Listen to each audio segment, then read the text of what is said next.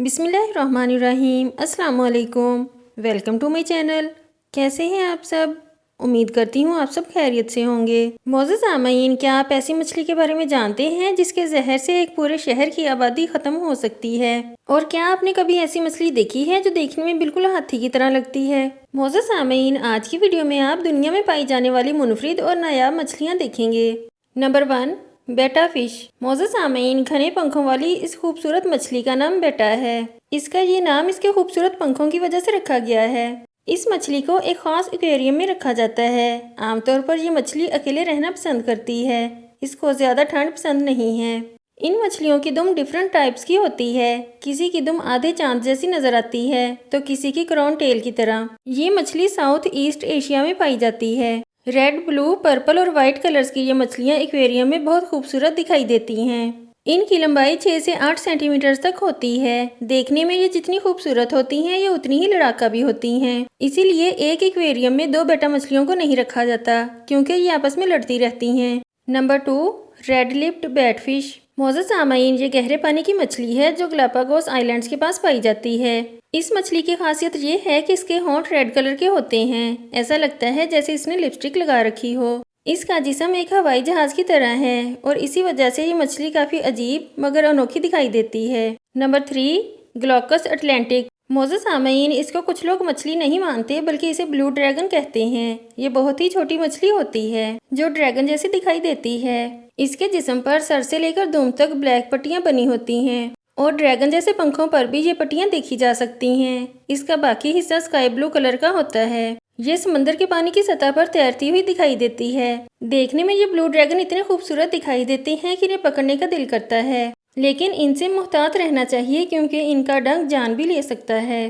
Number 4، stone fish. معزز سامعین، یہ دنیا کی سب سے زہریلی مچھلی ہے اور پتھر کی طرح دکھائی دیتی ہے۔ اسٹون فش کو دیکھ کر لوگ اسے پتھر سمجھنے کی غلطی کر دیتے ہیں۔ جیسے ہی وہ اسے چھوتے ہیں ان کی موت ہو جاتی ہے۔ اس مچھلی کو چھونے پر یہ نیوروٹاکسن نام کا زہر نکالتی ہے۔ کہا جاتا ہے کہ اس کا زہر اتنا خطرناک ہوتا ہے کہ زندہ بچنے کے لیے فوراً اس حصے کو کاٹنا پڑ جاتا ہے جہاں پر اس نے کاٹا ہے۔ اگر وہ حصہ کاٹا نہیں گیا تو کچھ ہی سیکنڈز کے اندر اس انسان کی موت ہو جاتی ہے۔ کہا جاتا ہے کہ اس مچھلی کے زہر کی ایک بوند اگر کسی شہر کے پانی میں ملا دی جائے تو شہر کے ہر انسان کی موت ہو سکتی ہے۔ Number 5، elephant fish. معزز سامعین، آپ میں سے شاید ہی کوئی ہوگا جس نے اس فش کو اب سے پہلے کبھی دیکھا ہوگا۔